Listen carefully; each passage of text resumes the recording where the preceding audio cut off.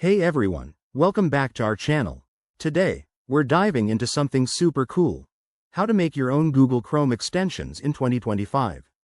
If you've ever wanted to customize your browsing experience or add some nifty features to Chrome, this is the tutorial for you. Let's get started. First things first, you'll need to set up your development environment. Make sure you have the latest version of Google Chrome installed, along with a code editor like Visual Studio Code. It's free and user-friendly, perfect for beginners. Once that's ready, head over to the Chrome Web Store Developer Dashboard and create an account if you haven't already. This is where you'll manage and publish your extensions.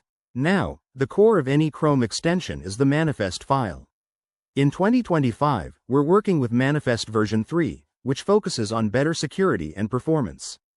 Create a JSON file named manifest.json and define your extension's basic info, like its name, version, and permissions.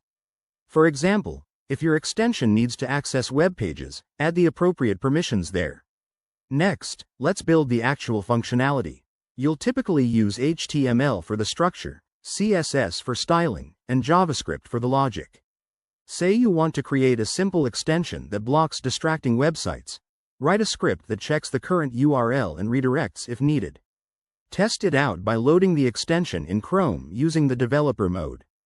Just go to chrome://extensions, enable developer mode, and upload your files. Debugging is key, so use Chrome's built-in tools to check for errors. Once everything works smoothly, you're ready to publish. Package your extension, upload it to the dashboard, and follow the review process. Remember, in 2025, extensions must comply with stricter privacy rules, so keep user data secure.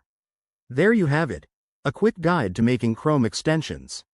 This skill can open up endless possibilities, from productivity tools to fun add-ons. If you found this helpful, hit that like button and subscribe for more tech tips.